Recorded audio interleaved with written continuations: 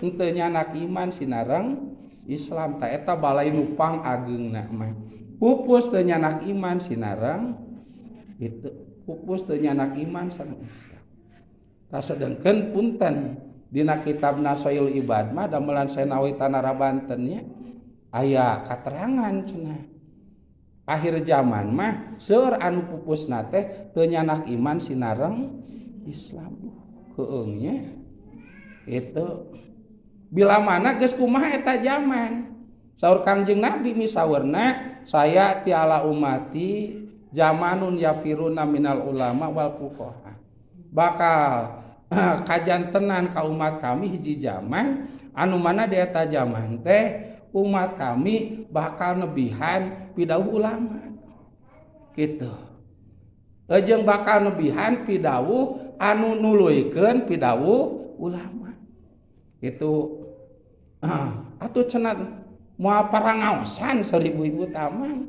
moal pangajian barudak moal ngararaji waleranana justru ke akhir zaman mah nu ngaji teh nu pangaosan teh langkung-langkung ti zaman kapungkur dina pada seueurna seueur keneh ke zaman ayeuna ka ditu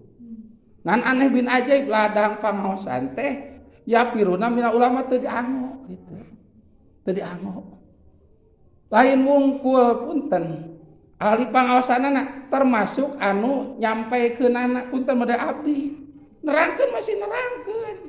tapi patoja ieu sinereng anu diterangkeunana tah ke bakal katibanan sapalihna anu nerangkeun teh ku ilmu ajub kanu sanes nyaangan diri nyalirana mah poek gitu tak kusawab anu nerangkeunana ge poek otomatis berkah kanu ngupingkeunana ge kirang sehingga pangaosan tinggal pangaosan tapi tengah jalankeun kana hasil pangaosan itu tah akhir zaman moal keung pangaosan teh beuki seueur anu ngaos beuki seueur tapi aneh nganggona kana ilmu hasil pangaosan teh beuki sakedik itu termasuk anu nerangkeun dina bab pangaosan ajenganana ceuk urang mah sami deui henteu ngalaksanakeun tah bila mana tos kajantenan katerangan eta terjadi maka ku Allah bakal dicobi ku tilu balai anu nomor kahiji yusallitullahu taala sultanan doliman bakal dikawasa ku pamimpin anu dolim hiji naon dolim teh waduse pigoerihi nyata nyimpen hiji perkara sanes dina tempatna gitu bade contoh ibu-ibu gaduh peso dapur pan saena mah eta peso dapur disimpen di mana di dapur ieu mah ku ibu disimpen dina dompet dilebetkeun kana lomari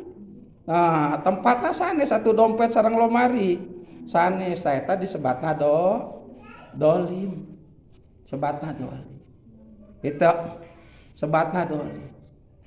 lamun teh mah ka masyarakat kuduna mah eta teh bereun ieu mah kado disuhunkeun teh eta nyuhunkeun ka jami bereun teh disebatna dolim kitu disebatna dolim tah eta kajantenan dulam dolim teh nya nyimpen perkara sanes dina tempatna teh bakal terjadi bila mana pidawuh ulama anu diuningakeun ku anu ngarti kana pidawuh ulama teu dilalaksanakeun sanes teu terang pangaosan magareto jeung seueur anu pangaosan nu ngaos aya bari seueur tapi aneh henteu ngalaksanakeun kana hasil pangaosan nana mangka dikawasa ku pamimpin anu dolim teh peringatan ti Gusti supaya ngarasakeun kadituna ngemut kadituna supados sadar kana hasil laladangan ngaosna anu nomor kadua yarfa'illahu ta'ala barakatan fi kasbi bakal dileungitkeun kaberkahan tina hasil usahana maksudna meureun amang usahana teh hancur usahana teh lamun icalan teu payu atanapi bangkrut lamun anu tani teu mukti lamun anu dagang teu kengeng bati atanapi kumaha maksudna artos make teh bakal salaleueur bahkan bumi teh kemo bakal pajangkung-jangkung ulah sieun nu ayeuna bumina masih keneh dihana patana pingontrak atau biasa kayak akhir zaman mah lamun kayuswaan bakal pajangkung-jangkung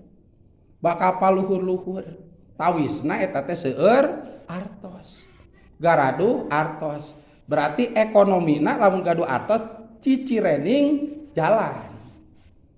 artos mah seueur tawisna bumi aragreng ekonomi jalan tawisa bumi nage bertingkat tapi ku Gusti berkahna dilaan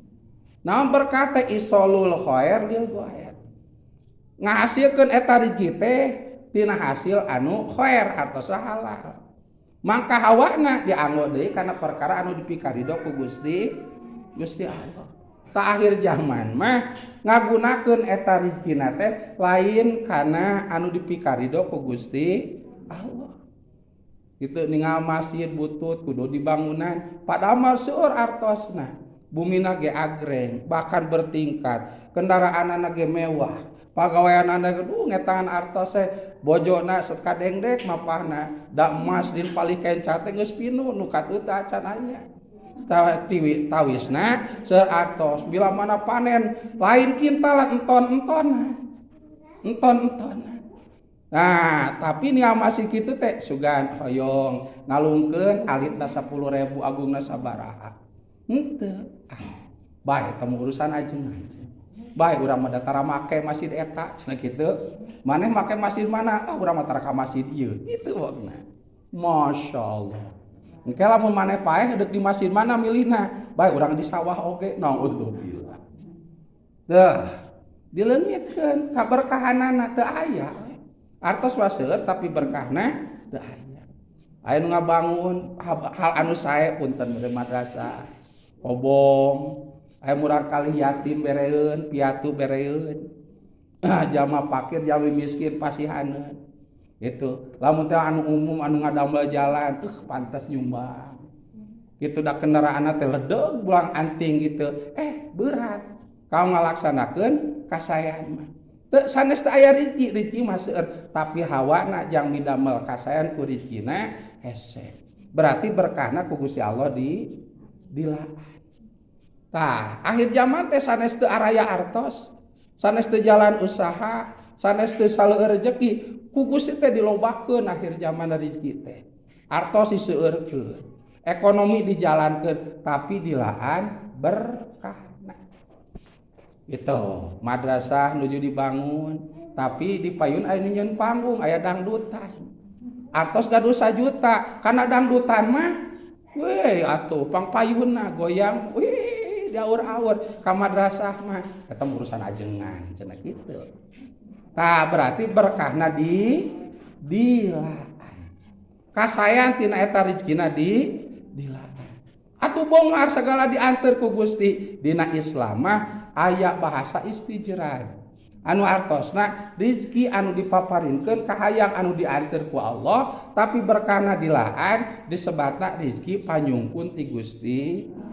mungkin seueur rezekina mungkin ditebihkeun tina kaberkahanana tah mungkin seueur siksaan kang eta jalmina mata kulah kabita kuno kitu